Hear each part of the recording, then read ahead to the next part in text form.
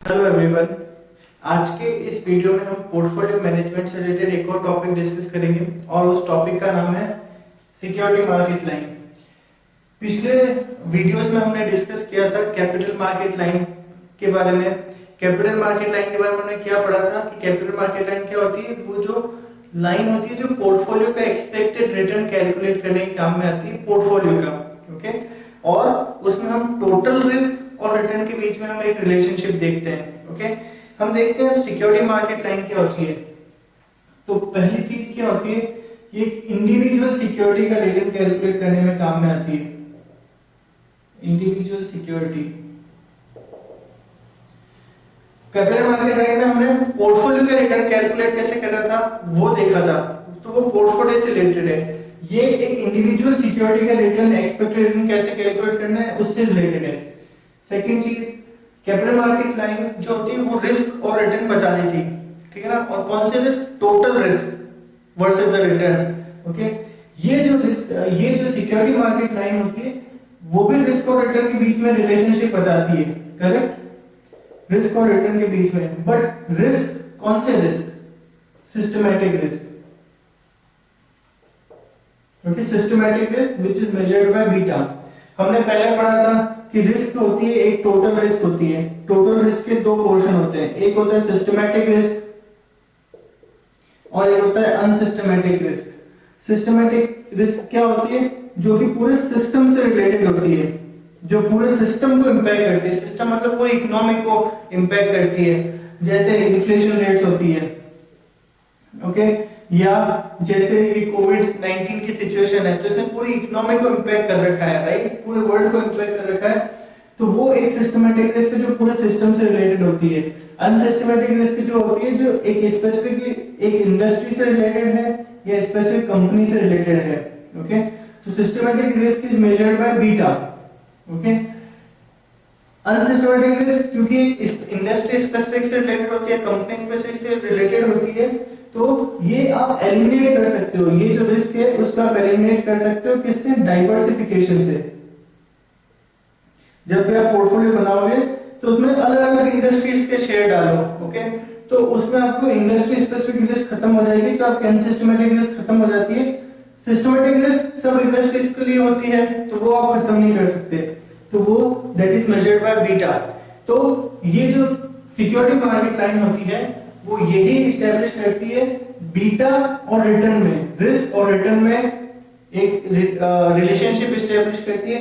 Risk कौन से, systematic risk. Systematic risk को कैसे डिनोट करते हैं, बीटा से डिनोट करते हैं। Okay, clear.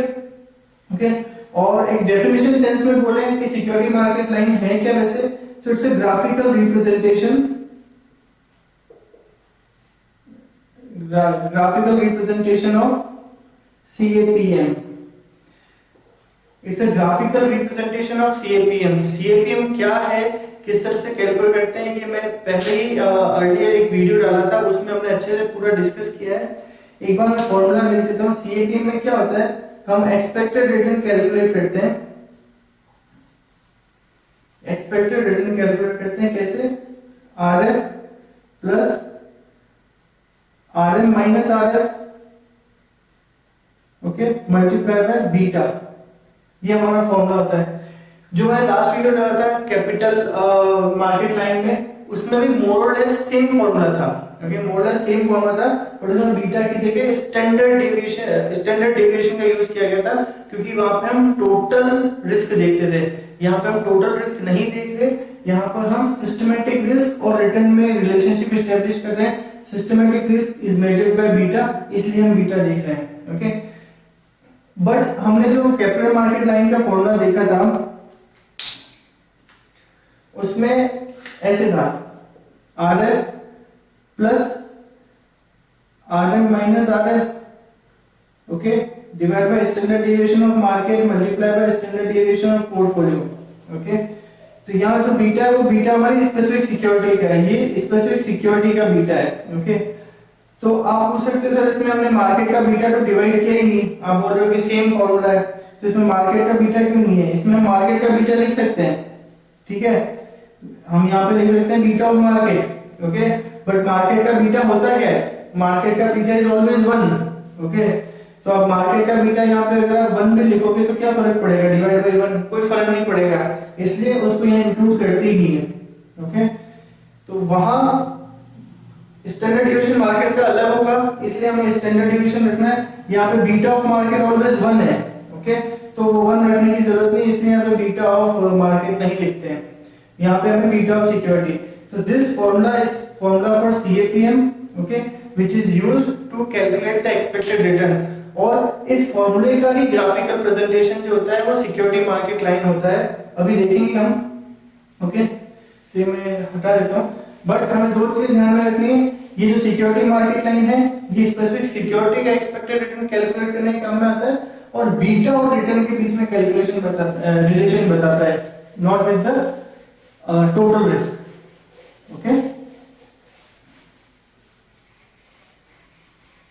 तो अब अगर इसे ग्राफिकल प्रेजेंटेशन बताएं तो कैसे होता है। ओके, सेम वैसा ही है जैसे कि कैपिटल मार्केट लाइन में था, इधर 0 x y, इधर हम रिटर्न लिखते हैं। ओके, इधर हम रिस्क लिखते हैं। यहां पे रिस्क डिनोट हो रही बीटा से, बीटा से मतलब it's a systematic risk, systematic risk. और जैसा मैंने बोला मार्केट का बीटा हमेशा 1 होता है।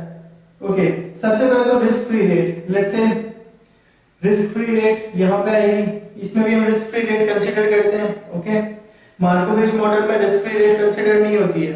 ओके, तो risk free rate let's say 4% यहाँ पे, तो मतलब आप ऐसी सिक्योरिटी जिसमें कोई रिस्क है ही नहीं, रिस्क नहीं है तो ना तो स्टैंडर्ड डिविएशन है बीटा है, कुछ भी नहीं है, तो रिस्क 0 है तो रिटर्न इतना है, और अगर रिस्क 1 हो जाती है तो रिटर्न कितना है, रिस्क 1 बीटा इक्वल टू 1, और बीटा 1 किसका होता है, मार्केट का। इसका मतलब मार्केट का रिटर्न कितना है, लेट्स से मार्केट का रिटर्न है 10%। ओके, तो ये 1 और ये 10%, तो ये हमारा ग्राफ पे यहाँ पे इंडिकेट हो जाएगा मार्केट का। तो रिस्क फ्री रेट से लेके इससे अगर मैं स्ट्रेट लाइंस खींचूंगा, so this is my security market line. Capital market line भी सेम है, बट कैपिटल मार्केट लाइन में पहली चीज हम पोर्टफोलियो के बारे में देखते हैं, ओवरऑल पोर्टफोलियो का रिटर्न, और उसमें हम स्टैंडर्ड डेविएशन का यूज करते हैं। यहाँ पे हम स्पेसिफिक सिक्योरिटी का देख रहे हैं तो हम बीटा यूज कर रहे हैं। ओके, तो इस तरह से सिक्योरिटी मार्केट लाइन होती है।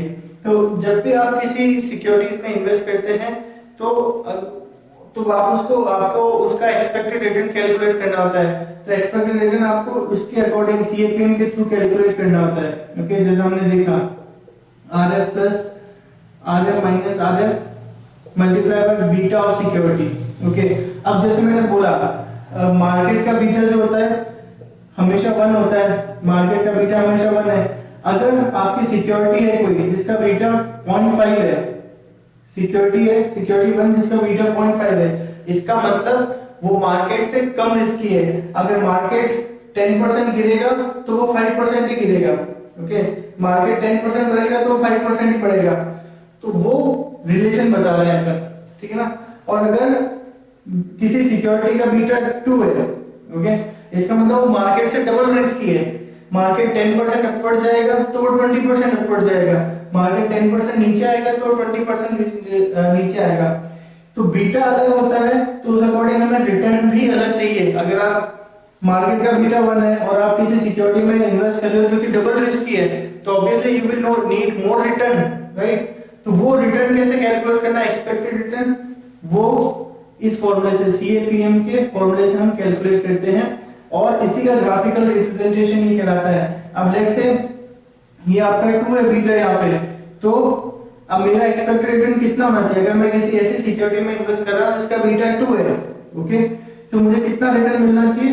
तो यहाँ पे हम इस ग्राफ पे दे सकते हैं जहां पे भी आ रहा है, ओके, तो यहाँ पे जो भी रिटर्न आएगा उतना रिटर्न मेरे को मिलना चाहिए। ये मेरा एक्सपेक्टेड रिटर्न हो जाएगा। लेट्स से 15 आ रहा है फॉर एग्जांपल, ओके, अगर 15 आ रहा है तो अगर मेरा बीटा 2 है मेरी सिक्योरिटी का जिसमें मैं इन्वेस्ट करना चाह रहा हूं, तो SML के अकॉर्डिंग सिक्योरिटी मार्केट लाइन पे अगर मैं देखूंगा कि वो कहां पॉइंट हो रहा है, that would be my expected return. तो इतना रिटर्न मेरे को मिलना चाहिए अगर मैं इस सिक्योरिटी में इन्वेस्ट कर रहा हूं तो, okay so clear. Security market line individual security से रिलेटेड होती है। ओके इसमें हम रिलेशन देखते हैं बीटा और रिटर्न का। ओके और it is a graphical representation of CAPM। It is used to get the expected return on a security based on its beta. तो बीटा के अकॉर्डिंग हम देखेंगे क्या एक्सपेक्टेड रिटर्न है। तो ये सब ऑप्टिमम रिटर्न होता है of a security based on the beta. Okay तो मैं इसका एक और वीडियो बनाऊंगा नेक्स्ट, जिसमें हम देखेंगे कि ये CAPM मॉडल को या सिक्योरिटी मार्केट लाइन को यूज करके हम कैसे पता लगा सकते हैं कि स्टॉक ओवरवैल्यूड है, अंडरवैल्यूड है, और अगर ओवरवैल्यूड अंडरवैल्यूड है तो हमें क्या एक्शन लेना चाहिए बेटर रिटर्न अर्न करने के लिए। ओके आई होप ये वीडियो आपको क्लियर हुआ होगा। कोई भी डाउट्स है आपके तो प्लीज कमेंट्स में लिखिए और मुझसे पूछिए। I will be happy to answer. Okay and all the best. Thank you.